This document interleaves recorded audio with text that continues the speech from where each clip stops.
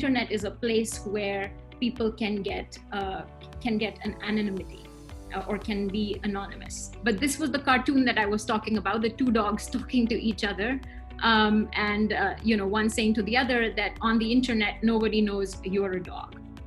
And so it's basically talking about the fact that the internet was a place where people could be anonymous. There is this personalization in e-commerce that has taken place. And so that's a recent trend, and it has been a growing sub-area or growing niche of e-commerce. And it's also called peer-to-peer e-commerce. You might have come across this term. So the intent of this type of personalization is that buyers and sellers, they're strangers, and so this transaction becomes more palatable, and it facilitates trust. It decreases any type of purchase risk that's associated with the transaction, and just gives you a personalized experience. Now the transaction becomes less anonymous, and it's more like a face-to-face transaction, business transaction, much like what you would experience at a brick and mortar store, where discrimination becomes possible. Our focus is on the short-term internet room rental market, in which Airbnb is dominant. We look at all racial groups, Asian, Hispanic, Black, whites, and other groups that we couldn't characterize. We look at other attributes like gender, sexual orientation, couple status, etc., that could have an effect on price. And we also, to make our set of variables that affect prices richer, we add a lot of neighborhood controls. So things like real estate values, like price per square foot, where your Airbnb is located in the city, area demographics, which tells you about the percentage of Asian population in your area or white population in your area, things like that. Incomes, median incomes in your neighborhood, things like that.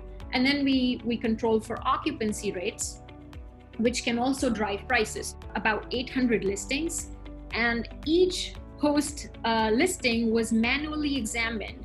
We simply take the prices, we log that, and we regress it on all of these different set of controls: rental listing features, host features, user reviews, neighborhood characteristics, and occupancy rates. Whether it's a shared apartment, it's a shared room, or a private room in an apartment, or an entire apartment, would matter for prices. Minimum number of nights of stay is significant, and that affects price negatively. Asians and Hispanics charge about 8 to 10% lower for equivalent rentals. Listings from African American or Black hosts were very few in our sample, and that led to the insignificant result. Gender, sexual orientation, and couple status did not play a significant role in determining prices.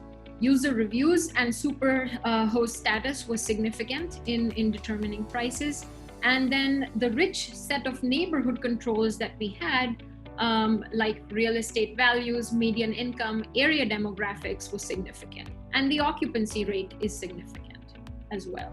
Airbnb hosts would adjust their prices because they maybe are facing a slacker or a lower demand, and that would lead to lower revenues. People are okay paying a discrimination premium to stay with white hosts. If you look at the supply side, then one argument could be that Airbnb hosts,